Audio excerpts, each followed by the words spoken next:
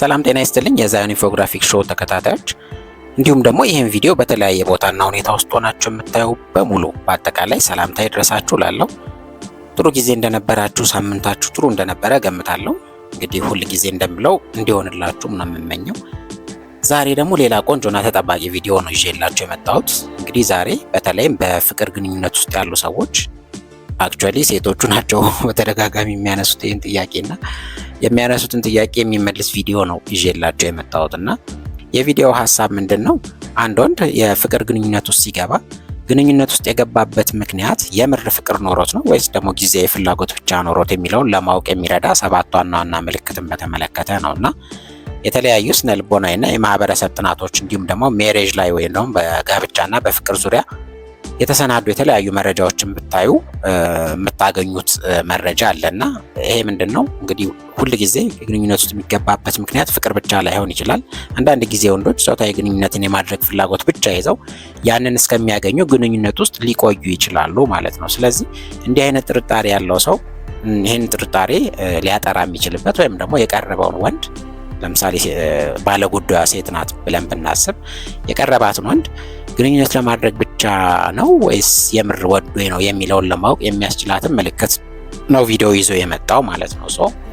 7 ዋና ዋና ምልክቶች አሉ። እንግዲህ እነዚህ ምልክቶች ታዩ ማለት የኔ ሐሳብ አይደለም ባይዘወይ እነዚህ ምልክቶች ታዩ ማለት እንግዲህ ያ ወንድ ምናልባትም ሴቷን የቀረባት ግንኙነት የማድረግ ፍላጎት ብቻ ይዞ እንጂ የምርም ወዷትና ግንኙነቱን ለረጅም ጊዜ የማዝለቅ እንዲሁም ደግሞ የመቀጠል ፍላጎት ኖሮት አይደለም እንደማለት ነው። እነዚህ 7 ምልክቶች አንድ ባንድ ዘረዝርላችኋለሁ። እንግዲህ እንዲህ አይነት የስለላ ቪዲዮ ምን ይፈልጋል? ሰብስክራይብ፣ ላይክ እና ሼር መደረግ ይፈልጋልና ትንሽ ሞቅ ብሎ ቪዲዮ ቢጀመር ጥሩ ነው። ስለዚህ ነካ በማድረግ ሰብስክራይብ፣ ላይክ እና ሼር በማድረግ ቪዲዮ እንድትጀምሩ አበረታታለሁ። ይሄም ቪዲዮ ለብዙ ሰው እንዲደርስ እና ደግሞ ቻናሉ እንዲያድግ ስለሚያግዘን ማለት ነው። በቀጥታ እነዚህ 7 ዋና ዋና ምልክቶች ወደ መዘርዘር እገባለሁ። ጠብቁኝ።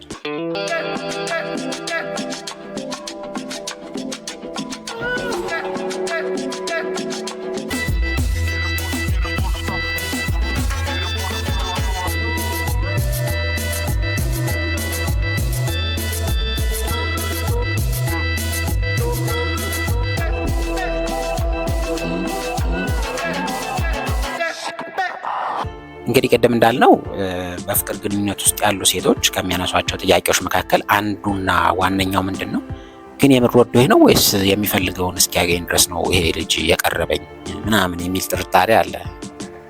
የቀረበኝ የሚፈልገውን እስከሚያገኝ ድረስ ነው የሚለው ሐሳብ በራሱ አጠያያቂ መሆኑ እንዳለ ሆኖ ማለት ነው። ቢኮዝ ወንዶች ደግሞ ምን ያነሳሉ? እነሱ እኮ የማይፈልጉ ይመስላሉ ምናምን የሚሉ ወንዶችም አሉ እና ያው ባላንስ ለማድረግ ነው። ኤኒዌይ ግን ምን ለማለት ነው እንዲህ አይነት ጥርጣሬ ላላቸው ሴቶች የስነ ልቦና ባለሙያዎች ምን ብለዋል? እነዚህ 7 ዋና ዋና ምክንያቶች ከግምት በማስገባት ግንኙነቱን መመዘን ትችላላችሁ። በዚህ መነሻነት የቀረባቸው ወንድ አይዘር የምር ፍቅር ኖሮት ነው፣ አዘርዋይስ ደግሞ አይ ለጊዜያዊ ፍላጎት ብቻ ነው የሚለውን በራሳችሁ መወሰን ትችላላችሁ ብሎ ያስቀመጠው መረጃ አለ። ስለዚህ እነዚህ 7ቱን ከመጀመሪያው ልነሳ። የመጀመሪያው አንድ ወንድ ጊዜያዊ ፍላጎት ብቻ ኖሮት ሴትን ሲቀርብ የሚያሳየው ምልክት ምንድነው? ሁሉ ጊዜ የሚያደንቀው የሴቷን አካላዊ ቁመና ወይም ደግሞ መገለጫ ብቻ መሆን ነው። ያ ማለት ምን ማለት ነው? እንግዲህ በፍቅር ግንኙነት ውስጥ ያሉ ተጣማሪዎች ሊደናነቁ ይችላሉ ወይም ደግሞ መደናነቃቸው ብዙ ጊዜ የተለመደ ነው። ነገር ግን እንዲህ አይነት ፍላጎት ያለው ወንድ ከሆነ ሁሉ ጊዜ ሴቷን ባገኛት ቁጥር ሊያደንቅላት የሚችለው አካላዊ መገለጫዋን ወይም ደግሞ ውጫዊ ማንነቷ ላይ ብቻ ነው እንደማለት ነው። እንግዲህ ናቹራሊ አንድ ሴት ውጫዊ ነገሯ ብቻ አምሮ ልትፈጠር አትችልም። ቢኮዝ ውስጣዊ ማንነቷ ወይም ደግሞ የስብዕና መገለጫዎቿም የተወሰኑት ጥሩ መሆናቸው ስለማይቀር ማለት ነው። ለምሳሌ ታጋሽነቷ ጥሩ ሊሆን ይችላል፣ ኦር በጣም ኢንተለጀንት ልትሆን ትችላለች፣ ወይም ደግሞ በጣም ኦፕቲሚስት መሆኗ ወይም ብሩህ ሀሳቢነቷ የሚማርክ ሊሆን ይችላልና ሌሎች የሚወደዱ የማንነት ክፍሎች ይኖሯታል። ነገር ግን የወንዱ ፍላጎት ኦንሊ ጊዜያዊ ነገር ከሆነ ወይም ደግሞ ያችን ልጅ ለረጅም ጊዜ የማያስባት ከሆነ ትኩረት የሚያደርገው ምንድነው? አካላዊ ወይም ደግሞ ውጫዊ ማንነቷ ላይ ነውና ሁሉ ጊዜ በተገናኙ ቁጥር ወይም ደግሞ በአብዛኛው ሊያደንቅ የሚችለው እነዚህን ነገሮች ነው ማለት ነው። ለምሳሌ እንደማሳያ አንቺ ከንፈርሽ እንዴት ነው የሚያምረው ሊል ይችላል።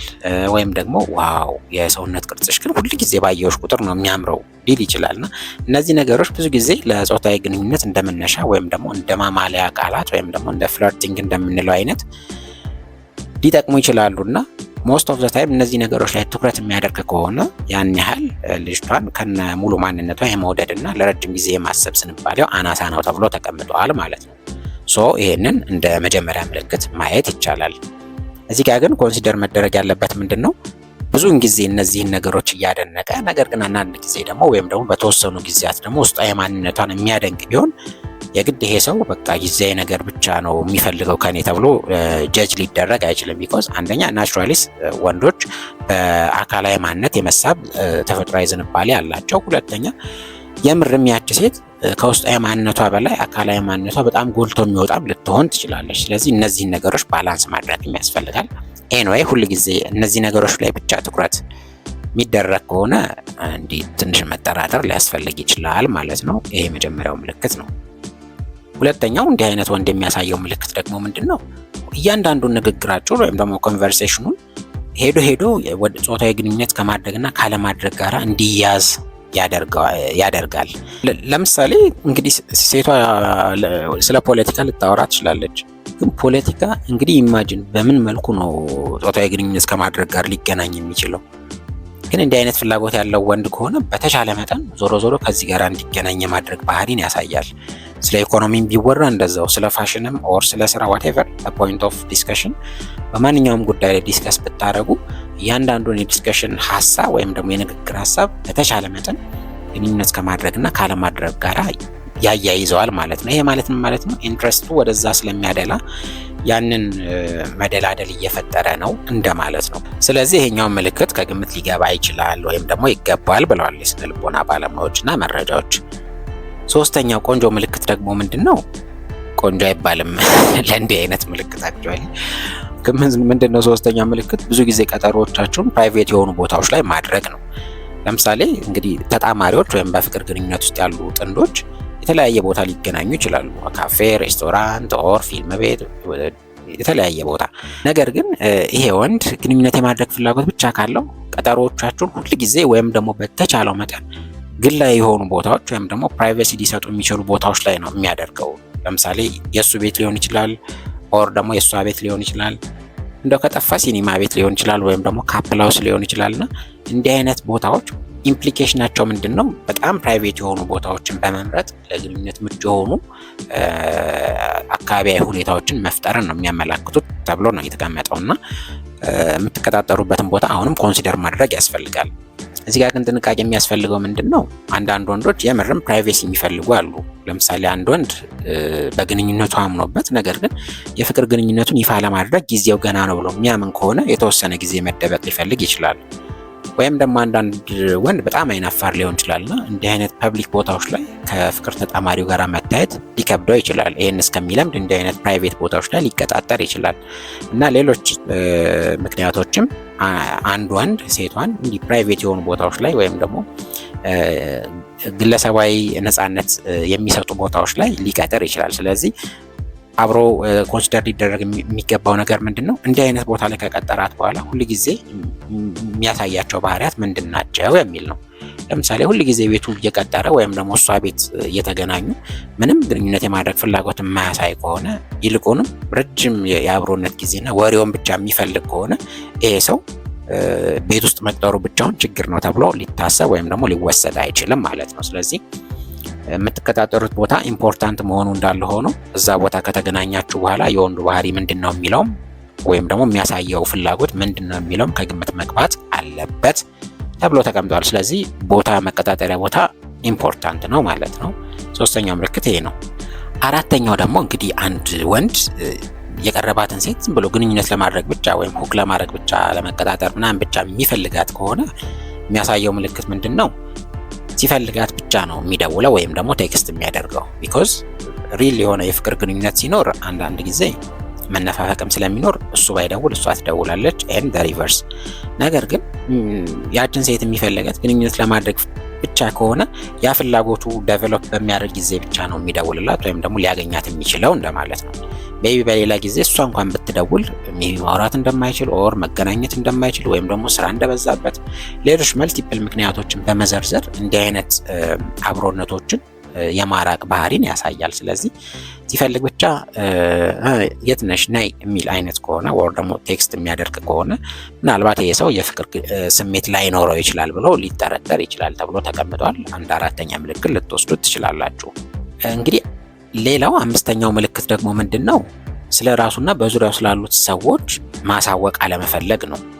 አሁን ለምሳሌ አንድ ሰው የፍቅር ግንኙነት ውስጥ ገብቶ የፍቅር ግንኙነቱ ላይ ካመነበት እንግዲህ በዙሪያ ያሉትን ሰዎች ማስተዋወቅና ራሱን በደንብ ማሳወቅ በዋናነት የሚያሳየው ባህሪ ነው። ቢኮዝ ለምሳሌ አንድ ወንድ ከሆነች ልጅ ጋር ግንኙነት ውስጥ ገብቶ ያችን ሴት ለረጅም ጊዜ የሚያስባት ወይም ደግሞ ወደፊት ግንኙነታቸው አድርጎ እንደሚጋቡ የሚያስብ ከሆነ መጀመሪያ ሊያደርግ የሚችለው ምንድን ነው? አንደኛ ራሱን በደንብ ኢንትሮዲውስ ማድረግ ነው። ምን ይሰራል?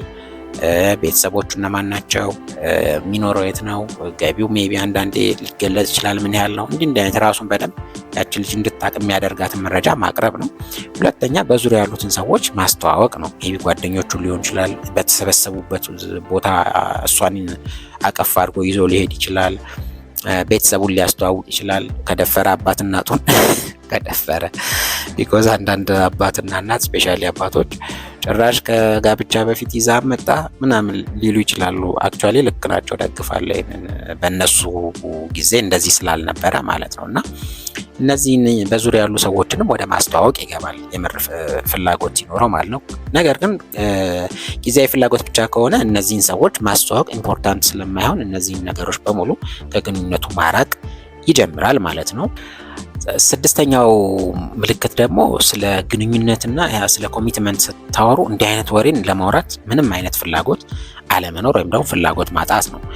እንግዲህ አንድ ወንድ ሜቢ ያችን ሴት ለረጅም ጊዜ የማያስባት ከሆነ እንዲህ አይነት ነገሮች ላይ ማውራት ምንም አይነት ጠቀሜታ አለው ብሎ ስለማያምን አቮይድ ነው የሚያደርገውና እንግዲህ አንዳንዴ ሴቷ ስለ ወደፊታችን ግን ምን ታስባለህ ወይም ደግሞ ወደፊት ግን ምን ያህል ልጆች ቢኖሩን ደስ ይላል ምናምን ብትል እንዲህ አይነት ወሬን በተቻለ መጠን በሌላ ወሬ ነው የሚተካውና ርዕሱን የሚያስቀይረው ማለት ነው። ስለዚህ እነዚህ ነገሮች በጣም በተደጋገሙና ወንዱ እነዚህን አይነት ወሬዎች ለማውራት ምንም አይነት ፍላጎት ካጣ ይልቁንም በሌሎች ወሬዎች የሚተካቸው ከሆነ ምናልባት ግንኙነቱን ለረጅም ጊዜ ማቆየት ወይም ደግሞ በግንኙነቱ የመቀጠል ፍላጎት እንደሌለው ሊገመት ይችላል ወይም ደግሞ ሊጠረጠር ይችላል ተብሎ ተቀምጧል። እንደ ስድስተኛ ምልክት ውሰዱት። ሰባተኛው በጣም ጠቃሚ ምልክት የሚያሳዩት በጣም ጠቃሚ ምልክት ደግሞ ምንድነው አሉ እነዚህ የስነልቦና ባለሙያዎችና መረጃዎች አብሮነትን ሊያጠናክሩ የሚችሉ ቦታዎችና ሁነቶች ላይ አብሮ ለመገኘት አለመፈለግ ነው። እንግዲህ በስነልቦና ባለሙያዎች በተለይ ሜሬጅ ካውንስሊንግ ላይ የሚሰሩ ባለሙያዎችና እዛ ላይ የሚወጡ መረጃዎች የሚጠቅሙት አንድ ነገር ምንድነው በፍቅር ግንኙነት ውስጥ ያሉ ሰዎች የፍቅር ስሜታቸውን ወይም ደግሞ ምንድነው የሚባለው ትስስራቸውን ለመጨመር ሊያደርጓቸው ከሚችሉት ነገሮች አንዱ ምንድነው በአብሮነት ሊያሳልፉ የሚችሉባቸውን ጊዜዎችና ሁኔታዎችን መፍጠርና አብሮ ማሳለፍ ነው። ለምሳሌ አብሮ ሃይኪንግ መሄድ ወይም ደግሞ ትሪፕ መውጣት ሊሆን ይችላል። አብሮ ሲኒማ ማየት ሊሆን ይችላል። አርት ጋለሪ አብሮ መጎብኘት ሊሆን ይችላል። አብሮ ወክ ማድረግ ሊሆን ይችላል። ወይም ደግሞ መንፈሳዊ ጉዞ አብሮ መሄድ ሊሆን ይችላል። ብቻ አብረው የሚያሳልፉት ሁነቶች በበዙ ቁጥር የስሜት ትስስራቸው እየጠነከረ ይሄዳል ነው ፖይንቱ። ነገር ግን አንድ ወንድ እንግዲህ ግንኙነቱን ለረጅም ጊዜ የማይፈልገው ከሆነና ሜቢ ያችን ሴት ለሆነ ጊዜያዊ ስሜት ወይም ደግሞ ጉዳይ የሚፈልጋት ከሆነ እንዲህ አይነት ቦታዎችን በፍጹም ከሷ ጋር አብሮ ማሳለፍ አይፈልግም። ቢኮዝ አንደኛ ፐብሊክሊ እየታየ ነው፣ ግንኙነት ውስጥ ነው። ስለዚህ እንትና የሱ ጓደኛ ነች ተብለው መረጃ ሊያዝበት ነው አንደኛው። ሁለተኛው ደግሞ የፍቅር አታችመንቱ ወይም ደግሞ የፍቅር ስሜቱ እየጠነከረ እንደሚሄድ ስለሚያውቅ የሆነ ጊዜ በፈለገው ጊዜ ብሬክ አፕ ለማድረግ ወይም ደግሞ ግንኙነቱን ለማቆም የማይመች ኢንቫይሮንመንትም እንደሚፈጠር ያውቀዋል። በሌሎችም ተጨማሪ ምክንያቶች እንዲህ አይነት ቦታዎችን ባድሩ ከእሷ ጋራ ማሳለፍ ላይፈልግ ይችላል። ሜቢ በተራራቀ ጊዜ ሊያሳልፍ ይችላል። ግን ብዙውን ጊዜ ልክ ከልብ እንደሚዋደዱት ጥንዶች እንዲህ አይነት ሁኔታዎችን በራስ ጊዜ በመፍጠር አብሮ ለማሳለፍ ምንም አይነት ፍላጎት አይኖረውም ማለት ነው። ይሄም እንደ ተጨማሪ ምልክት ተደርጎ ሊወሰድ ይችላል ማለት ነው። ነገር ግን እንደ ሀሳብ እንደው ቅድም እንዳልኳችሁ እዚህ ከዘረዘርናቸው ምልክቶች የተወሰኑት እንኳን በግንኙነት ውስጥ ቢታዩ ወይም ደግሞ አብሯችሁ ባለ በወንድ ተጣማሪያችሁ ላይ ብታዩ እርግጠኛ ሆናችሁ ከመደምደማችሁ በፊት ጊዜ ሰጣችሁ ግንኙነቱን በደንብ ማጤን እንደሚያስፈልግ ነው የሚመከረው። ስለዚህ ይህንን ኮንሲደር ማድረግ አትርሱ ለማለት እፈልጋለሁ። በተረፈ የወዳጅነት ደንባችን እንዳይረሳ ሰብስክራይብ፣ ላይክ እና ሼር በማድረግ ቪዲዮአችንን እንጨርሳለን። በሌላ ጊዜ ደግሞ ሌላ ቆንጆ ሀሳብ ይዤላችሁ እመጣለሁ። ሀሳብ አስተያየታችሁን ኮሜንት ሴክሽን ላይ ያሳውቁኝ። እንደ ሁልጊዜው እንደምለው ምላሽ የሚያስፈልገው ከሆነ ወይም ቪዲዮ የሚያስፈልገው ከሆነ እሰራበታለሁ ማለት ነው። በተረፈ በሌላ ጊዜ በሌላ ቪዲዮ እስከምንገናኝ ጊዜያችሁ ሁሉ በያላችሁበት ያማረ እንዲሆንላችሁ እመኛለሁ። ዛያን ኢንፎግራፊክ ሾው የእናንተ ነው። የዛሬውን አብቅቻለሁ። መልካም ጊዜ በያላችሁበት። ባይ ባይ።